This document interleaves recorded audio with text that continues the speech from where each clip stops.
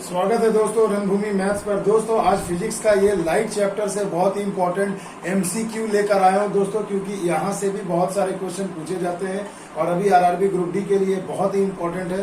तो आइए दोस्तों पहले नंबर क्वेश्चन से शुरू करते हैं। देखिए क्वेश्चन नंबर 1 में आपको कहा गया है कि जब पारा एक बर्तन में रखा जाता है तब उसके पास निम्नांकित 9 चंद्रक होंगे। मतलब वो किस भांति में कार्य करेगा, वो किस लेंस की भांति कार्य करेगा। तो याद रखिएगा आपका आंसर हो जाएगा उत्तल, यानी कि दोस्तों ऑप्शन नंबर 1 आपका सही जवाब हो जाएगा। किस तरह कार्य करेगा, वो उत्तल लेंस की तरह कार्य करेगा। आगे बात समझ में, ये बहुत इंपॉर्टेंट क्वेश्चन है। तो ऐसे एमसीक्यू यूनिक परीक्षा में बहुत पूछे जाते हैं। आइए अगला क्वेश्चन हम लोग देख लेते हैं। तो अगला देखिए जो दोस्तों क्वेश्चन है, बहुत बार परीक्षा में पूछा गया। देखिए कहा जा रहा है कि वास्तविक प्रतिबिंब प्राप्त होगा। 4 ऑप्शन आपको दिए हैं, ऑप्शन को मारिए गोली। पहले ये याद रखिए कि हमेशा उत्तल लेंस यानी कॉन्वेक्स लेंस तथा या आप कह सकते हैं अवतल दर्पण, दोनों की प्रॉपर्टी सेम होती है। अवतल दर्पण, यही वो 2 चीजें हैं दोस्तों जिनसे आपको हमेशा वास्तविक प्रतिबिंब प्राप्त होगा। अब आप देखिए ये किस ऑप्शन में दिया है, तो उत्तल लेंस तथा अवतल दर्पण ऑप्शन नंबर 2 में है। तो ये 2 नंबर आपका सही जवाब हो जाएगा। मेरे बच्चों ये इसे अच्छे से याद कर लेना। उत्तल लेंस यानी कि कॉन्वेक्स लेंस और अवतल दर्पण यानी कि कॉन्केव मिरर, यही 2 चीजें ऐसी हैं जिनसे आपको हमेशा वास्तविक प्रतिबिंब प्राप्त होता है। इसे और डिटेल से मैं आपको जब थ्योरी पढ़ाऊंगा उसमें समझा दूंगा दोस्तों। तो फिलहाल अभी आप इस क्वेश्चन के हिसाब से ये आंसर याद रखेंगे। क्वेश्चन नंबर 3 आपके सामने है दोस्तों। कहा गया कि निर्वात में प्रकाश की गति किस पर निर्भर करेगी। मेरे बच्चों सबसे पहली चीज कि आपको ये याद होना चाहिए कि प्रकाश की जो गति होती है वो किसी भी चीज पर निर्भर नहीं करती है, किसी भी चीज पर निर्भर नहीं करती है। यानी ये क्या है भैया, देखिए सीधा सा चीज है, अनुदैर्ध्य तरंग होती है प्रकाश, यानी कि दोस्तों लॉन्गिट्यूडनल वेव्स, और ये वेव्स जो भी होती है ट्रांसवर्स वेव, माफ कीजिएगा अनुप्रस्थ है ना, तो ये सभी जो भी होंगी तो इन पर उनका जो गति होता है दोस्तों वो किसी पर भी आधारित नहीं होता, किसी के द्वारा प्रभावित नहीं होता, ना ही तरंग दैर्ध्य, ना ही आवृत्ति, ना ही तीव्रता। तो आपका आंसर हो जाएगा ऑप्शन नंबर 4, इनमें से कोई भी नहीं। याद रखिएगा ऐसे क्वेश्चन बहुत ज्यादा परीक्षा में पूछे जाते हैं। अगला जो क्वेश्चन है दोस्तों, देखिए स्क्रीन पर दिया गया है कि प्रकाश का रंग निर्धारित किया जाता है। मेरे बच्चों आप बताओ प्रकाश का रंग, यानी देखिए एक सफेद प्रकाश में 7 रंग होते हैं और 7 रंग का अपना अलग अलग क्या होता है, तरंग दैर्ध्य होता है। क्या होता है मेरे बच्चों, तरंग दैर्ध्य होता है। ये याद रखिएगा, यानी अंग्रेजी में हम इसे कहते हैं वेवलेंथ। यानी कि दोस्तों प्रकाश का रंग किसके द्वारा निर्धारित होता है, वेवलेंथ। या जैसे आपको पता है लाल रंग का वेवलेंथ सबसे ज्यादा होता है, आसमानी रंग का, बैंगनी रंग का सबसे कम होता है। तो ये याद रखिएगा मेरे बच्चों की प्रकाश का रंग किसके द्वारा निर्धारित होता है, तरंग दैर्ध्य। चारों ऑप्शन में से किसी में नहीं है, तो आपका आंसर हो जाएगा option number 4, none of this. आ गई बात समझ में। देखो कितने बेसिक कंसेप्ट को भी समझा रहा हूं और इम्पोर्टेंट परीक्षा में एक क्वेश्चन भी करा रहा हूं। तो ये वीडियो दोस्तों आपके लिए बहुत ही लाभकारी होगा। तो आज के इस एक प्रश्न को अच्छे से देखो और मेमोराइज करो, क्योंकि दोस्तों ऐसे प्रश्न लगभग हर परीक्षा में पूछे जाते हैं, चाहे वो आरआरबी हो या एसएससी हो या और कोई भी परीक्षा। साइंस में लाइट चैप्टर से इस टाइप के ही क्वेश्चन पूछे जाते हैं। अब देखिए दोस्तों बहुत ही इंपॉर्टेंट क्वेश्चन नंबर 5। देखिए कहा गया है किसी वाहन में पश्च दर्शन यानी रियर मिरर, मेरे बच्चों पश्च दर्शन यानी कि रियर मिरर, यानी कि जब आप बाइक चलाते हो तो बाइक में जो आपके हैंडल के पास में जो मिरर होता है जिससे आप पीछे आने वाले वाहनों को देखते हैं, तो कहा जाता है कि वो कौन सा मिरर होता है। तो इसका एकमात्र उत्तर होगा उत्तल दर्पण। याद रखिएगा कॉन्वेक्स मिरर, याद रखिएगा मेरे बच्चों क्या होगा, कॉन्वेक्स मिरर। याद रखना मेरे भाई, बहुत ही इंपॉर्टेंट क्वेश्चन है। और इसी में एक और क्वेश्चन पूछा जाता है कि आंख नाक कान यानी ईएनटी का जो डॉक्टर होता है, आंख नाक कान के जो डॉक्टर होते हैं वे सभी के कौन सा यूज करते हैं। तो उसका आंसर हो जाएगा कॉन्केव मिरर यानी अवतल दर्पण। क्या हो जाएगा, अवतल दर्पण यानी कि कॉन्केव मिरर। तो मेरे बच्चों ये 2 क्वेश्चन बहुत इंपॉर्टेंट है। चलिए ये वाला यहाँ आपको मैं क्वेश्चन आया हुआ था मगर उसके साथ ये भी हमने करा दिया, तो दोनों को समझ लेना। तो 5 नंबर सवाल का जवाब हो जाएगा ऑप्शन नंबर 2, उत्तल दर्पण। आगे बात समझ में, one of the most important question है दोस्तों ये, तो इसे अच्छे से समझना। अब देखिए दोस्तों, पूछा गया है कि कैमरे में कौन सा लेंस उपयोग किया जाता है। तो ये मेरे बच्चों आपको पता होगा कि कौन सा लेंस उपयोग किया जाता है। तो कॉन्वेक्स लेंस यानी कि उत्तल लेंस इसमें इस्तेमाल किया जाता है। तो देखिए आंसर हो जाएगा आपका ऑप्शन नंबर 1 आपका सही जवाब हो जाएगा। अगला देखिए दोस्तों, जो क्वेश्चन है, कहा गया है कि सूखा बालू चमकीला होता है, क्यों दिखाई देता है, जबकि गीला बालू क्या होता है मेरे भाई, धुंधलीहीन होता है, यानी कि धुंधला दिखता है या उतना साफ नहीं दिखता है या कम चमकता है। तो इसका एकमात्र जवाब होगा दोस्तों कि सूखा जो बालू होता है वो परावर्तन के कारण, किसके कारण दोस्तों, परावर्तन, रिफ्लेक्शन के कारण। किसके कारण होता है मेरे बच्चों, रिफ्लेक्शन यानी परावर्तन के कारण। अब ये होता क्या, वही परावर्तन, मान लो ये एक तल है, प्रकाश की किरणें आई और यहाँ पर इस तल से टकरा करके फिर दूसरे ही क्या हो गया, टकरा करके फिर उसी कोण से वो क्या हो गया, वापस जिधर आई थी उसी माध्यम में चला गया, यानी कि दोस्तों इसे ही हम परावर्तन कहते हैं, रिफ्लेक्शन ऑफ लाइट कहते हैं। तो सूखा जो बालू होता है उस पर प्रकाश की किरणें पड़ती हैं और वो वापस रिफ्लेक्ट होकर हमारे आंखों पर या चारों तरफ फैल जाती है, जिसके कारण सूखा बालू हमें ज्यादा चमकीला दिखता है, ज्यादा साफ दिखता है। और गीला बालू में रिफ्लेक्शन उतना अच्छा नहीं होता है दोस्तों, जिसके कारण वो हमें धुंधला सा दिखाई देता है। आगे बात समझ में। अगला क्वेश्चन देखिए, बहुत ही इंपॉर्टेंट है दोस्तों, एग्जाम के पॉइंट ऑफ व्यू से इसे समझना। कहा गया है कि प्रकाश की गति की तुलना में रेडियो तरंग की गति क्या होगी, कम होगी, ज्यादा होगी, समान होगी, अनंत होगी। तो मेरे बच्चों याद रखना, प्रकाश की गति बोलिए या रेडियो तरंग, रेडियो तरंगों की गति कहिए, रेडियो वेव्स, दोनों क्या होते हैं, समान होते हैं मेरे बच्चों, क्या होते हैं, समान होते हैं। ये बहुत ही इंपॉर्टेंट क्वेश्चन है, कंफ्यूज करता है, तो इसमें कंफ्यूजन मत करना दोस्तों, एक समान होती है। Option number 3 is the right answer. अब देखिए दोस्तों, बेहतरीन क्वेश्चन है, जब लाइट पड़ रहा है तो नेत्र यानी आई से भी इंपॉर्टेंट एक क्वेश्चन पूछा जाता है। कहा गया है कि निकट दृष्टि दोष में किस लेंस का प्रयोग किया जाता है। तो मेरे बच्चों निकट दृष्टि दोष को हम लोग जनरली जानते क्या है, निकट दृष्टि दोष को अंग्रेजी में हम कहते हैं मायोपिया। क्या कहते हैं मेरे बच्चों, मायोपिया, यानी कि निकट, नाम है निकट, मगर इसमें होता क्या, दूर की चीजें नहीं दिखती, दूर की वस्तुएं ठीक नहीं दिखती है, ठीक से नहीं दिखती है मेरे बच्चों। तो मेरे बच्चों याद रखना कि जब निकट दृष्टि दोष कहेगा यानी मायोपिया, तो इसमें आपको क्या होगा, नाम है निकट दृष्टि दोष, मगर ठीक इसका उल्टा आपको दूर की वस्तु नहीं दिखेगी, निकट की वस्तु ठीक से दिखेगी। तो निकट दृष्टि दोष में हम लोग हमेशा अवतल लेंस उपयोग करते हैं मेरे बच्चों। कौन सा लेंस, अवतल लेंस यानी कॉनकेव लेंस का प्रयोग किया जाता है मेरे बच्चों। आगे बात समझ में। और ठीक इसका उल्टा अगर पूछ दे कि दूर दृष्टि दोष, तो दूर दृष्टि दोष में क्या होता है मेरे बच्चों, सामने की वस्तु आपको सही से नहीं दिखती है, ठीक है, और दूर की वस्तुएं दिखेंगी मगर सामने की वस्तुएं आपको ठीक से नहीं दिखेंगी। तो इसमें हम लोग क्या करते हैं मेरे बच्चों, उत्तल लेंस का प्रयोग करते हैं। कौन सा लेंस का, उत्तल लेंस का प्रयोग करते हैं। आगे बात समझ में। अवतल लेंस का पावर क्या होता है, निगेटिव होता है, ये याद रखिएगा। और उत्तल लेंस का पावर क्या होता है दोस्तों, पॉजिटिव होता है। तो देखो एक क्वेश्चन में मैंने आपको कितने सारे कंसेप्ट बता दिए। ऐसे प्रश्न अक्सर परीक्षा में पूछे जाते हैं। तो क्वेश्चन नंबर 9 का आपका आंसर क्या हो जाएगा, इसका आंसर होगा ऑप्शन नंबर 1 उत्तल लेंस, अवतल लेंस। आगे बात समझ में क्लियर है दोस्तों। तो देखो कितना बेहतरीन आज का ये वीडियो है दोस्तों, इसे ध्यान से देखना, लाइक शेयर एंड सब्सक्राइब जरूर करना मेरे बच्चों। और ऐसे क्वेश्चन अब आपको रेगुलर रंगभूमि मैथ्स के चैनल पर मिलेंगे, तो इसके लिए अपने आप को तैयार रखना। देखिए दोस्तों बेहतरीन क्वेश्चन है, इसमें कंफ्यूज मत करना। रात्रि के आकाश में कौन सा ग्रह लाल दिखाई देता है। तो मेरे बच्चों याद रखना, रात के समय हमें पृथ्वी से कौन सा ग्रह लाल दिखाई पड़ता है, मंगल ग्रह लाल दिखाई पड़ता है, यानी इसका आंसर हो जाएगा ऑप्शन नंबर 2। अगर इसका कारण आपसे पूछा जाए कि भैया ऐसा क्यों कारण है कि ये लाल यही दिखता है, तो भैया मेरे इसमें फेरिक ऑक्साइड बहुत ज्यादा पाया जाता है। क्या पाया जाता है, फेरिक ऑक्साइड। तो मंगल ग्रह पर फेरिक ऑक्साइड अत्यधिक पाए जाने के कारण भी ये रात में धरती से क्या दिखता है दोस्तों, लाल दिखता है। अगला क्वेश्चन बहुत ही इंपॉर्टेंट है दोस्तों, एग्जाम के पॉइंट ऑफ व्यू से इसे समझिएगा। कहा गया है कि निम्नलिखित में से कौन मैग्नीफाइंग ग्लास की भांति प्रयोग में लाया जाता है। मैग्नीफाइंग ग्लास का मतलब क्या होता है दोस्तों, छोटी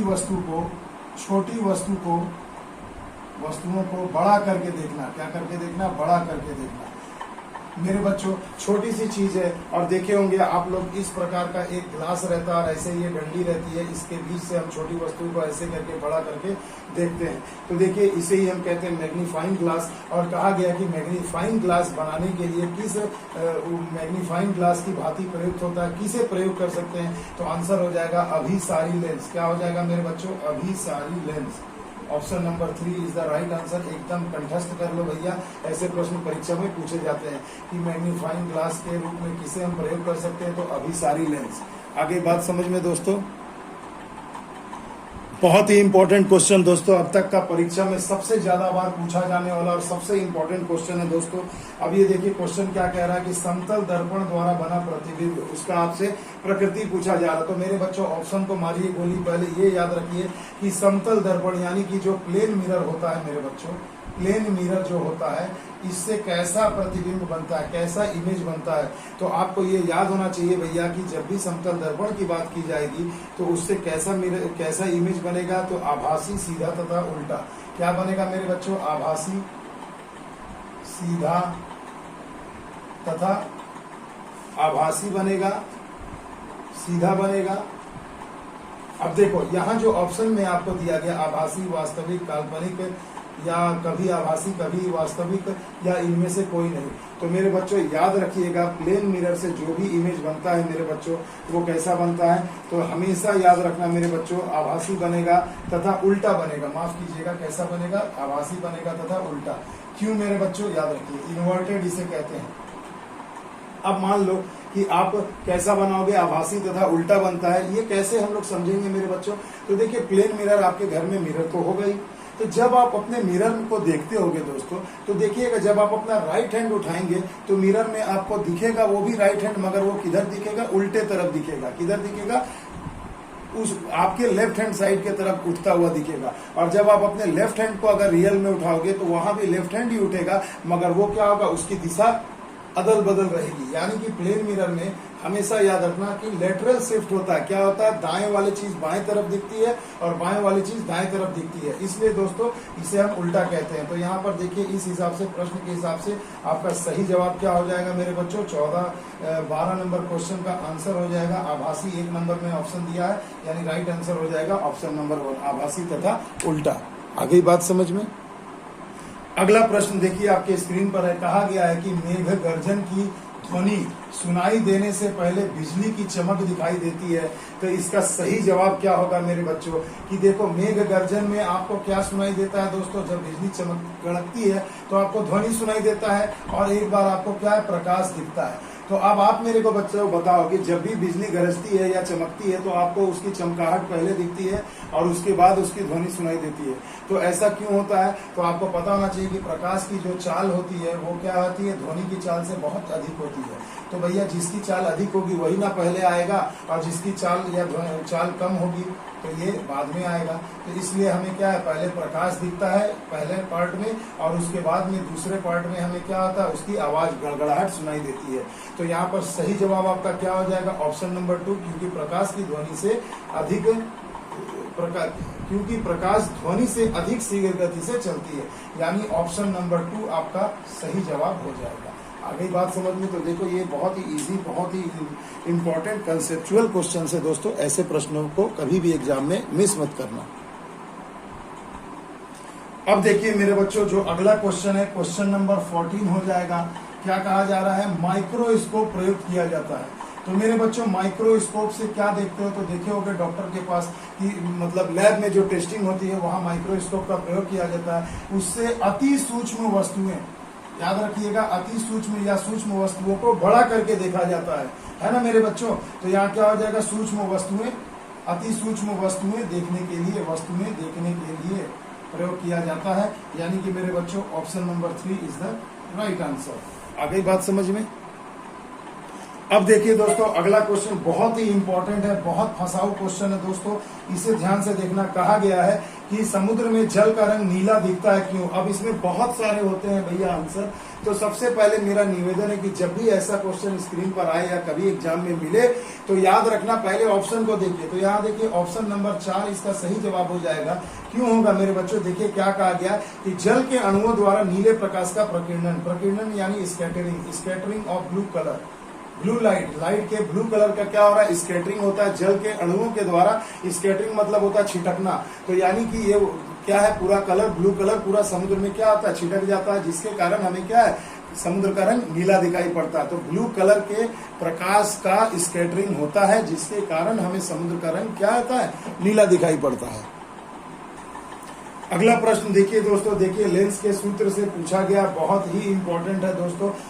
मिरर से भी आता है इस टाइप का प्रश्न। तो देखिए इसके 3-4 इक्वेशन होते हैं, कहाँ प्लस होंगे कहाँ माइनस, मगर मदर फॉर्मूला क्या होता है 1/v equal to 1/u plus 1/v plus 1/u equal to 1/f। यही तो सबसे मदर फॉर्मूला है मेरे बच्चों। तो देखिए ये ऑप्शन नंबर 3 इसका सही जवाब हो जाएगा 1/f equal to 1/v plus 1/u। v यानी गोलीय दर्पण या दर्पण से या लेंस से क्या होती है इमेज की दूरी, u हो जाता है मेरे बच्चों दर्पण से वस्तु की दूरी, और f होता है फोकस दूरी। तो ये बहुत इंपॉर्टेंट है, फंसाने वाला क्वेश्चन अक्सर परीक्षा में आता है। तो ये क्वेश्चन नंबर 18 का सही जवाब हो जाएगा ऑप्शन नंबर 3। आई होप आपको समझ में आया होगा।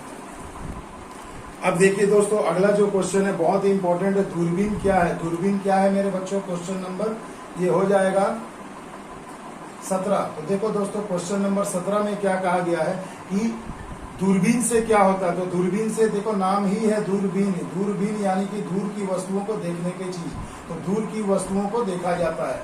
आगे बात समझ गए, दूरबीन यानी टेलीस्कोप है ना। तो दूरबीन से हम लोग दूर की वस्तुओं को देखते हैं। अब इसमें देखो क्या है, नजदीक की वस्तु देखी जाती है, गलत है। इसमें पाई गई पानी की गहराई मापी जाती है, वो अलग चीज है। देखो सबके इंस्ट्रूमेंट अलग होते हैं। तो देखो दूरबीन से हमें क्या करना है मेरे भाइयों, दूर की वस्तुओं को देखा जाता है। ये सब तो कॉमन क्वेश्चन है, आपको पता ही होगा। देखिए दोस्तों अब कहा जा रहा है कि आसमान का रंग नीला क्यों होता है। तो इसका भी वही जवाब होगा मेरे बच्चों, आकाश का रंग नीला प्रकीर्णन के कारण होता है, स्कैटरिंग ऑफ लाइट के कारण होता है। ये बहुत ही इंपॉर्टेंट क्वेश्चन है, परीक्षा में अक्सर पूछा जाता है। तो ऑप्शन नंबर 2 एकदम रट्टा मार लो मेरे भाई, ये सब प्रश्न तो जरूर आपको एग्जाम में मिलेंगे। प्राथमिक रंग आपसे पूछा जा रहा है, प्राइमरी कलर तो याद रखिएगा RBG शॉर्टकट ट्रिक है। R माने रेड, B फॉर ब्लू और G फॉर ग्रीन, ये सभी तो आपको पता ही होगा दोस्तों। तो प्राथमिक कलर यही होते हैं, रेड ब्लू और ग्रीन। अब देखो मेरे बच्चों ह्यूमन आई से फिर से एक इंपॉर्टेंट क्वेश्चन है कि आंख में जो अंग होता है, एक पार्ट होता है, उसका नाम है आइरिस।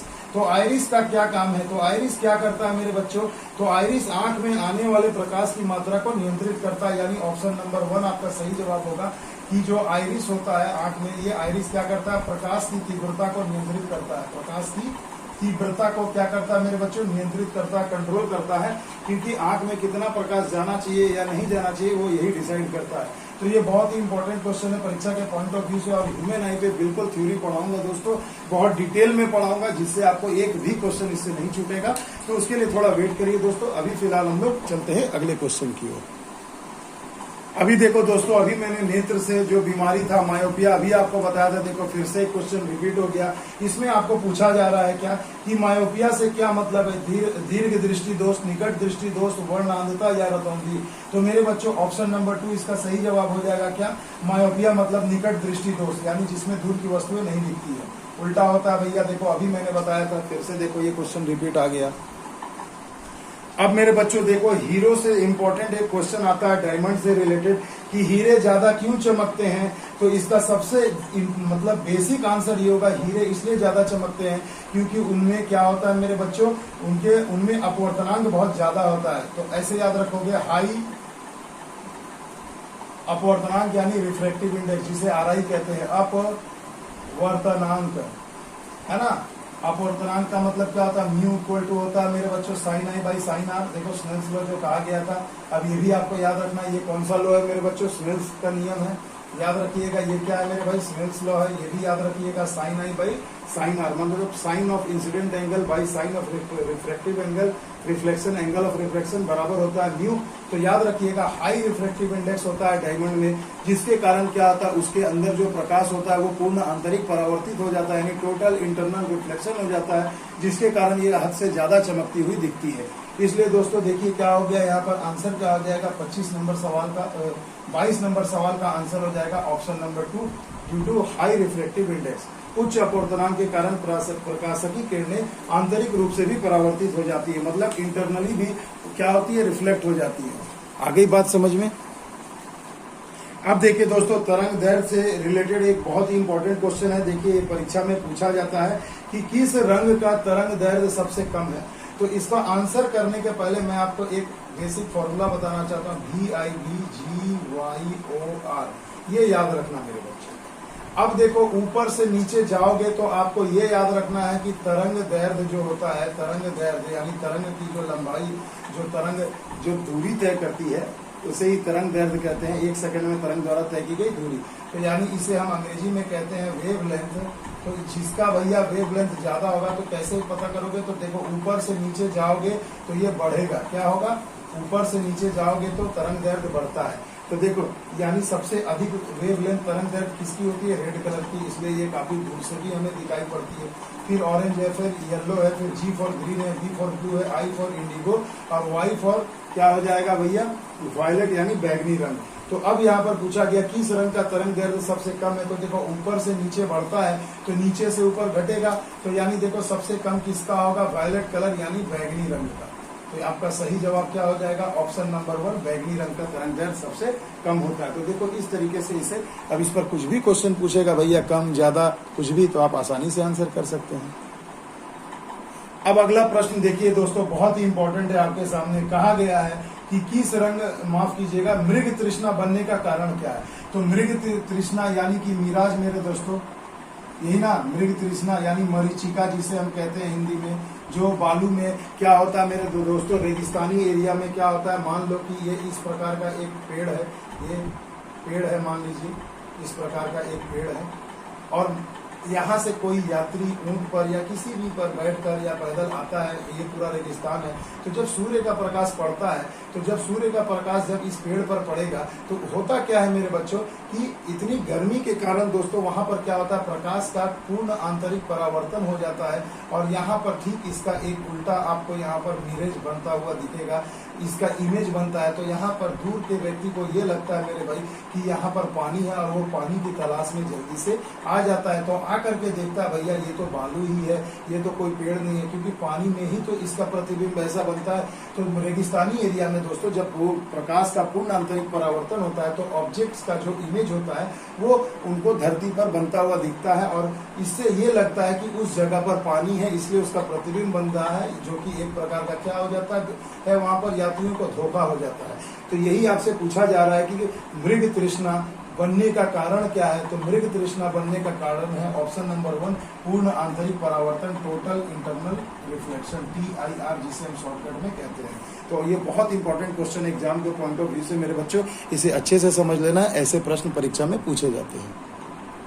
अब देखिए दोस्तों, इस क्वेश्चन को अच्छे से समझिएगा। देखिए कहा गया है कि मानव नेत्र के रेटिना पर बनी प्रतिमा कैसी होती है, यानी जो प्रतिबिंब हमारी आंख की रेटिना पर बनता है, जिसे हम कंपेयर करते हैं कैमरा के फिल्म से, तो उस पर दोस्तों कैसा प्रतिबिंब बनता है हमारी आंख के रेटिना पर। तो याद रखना मेरे बच्चों, हमेशा वास्तविक, उल्टा और छोटा बनता है। क्या बनता है भैया, वास्तविक बनेगा, उल्टा बनेगा भैया, और क्या बनता है, छोटा बनता है।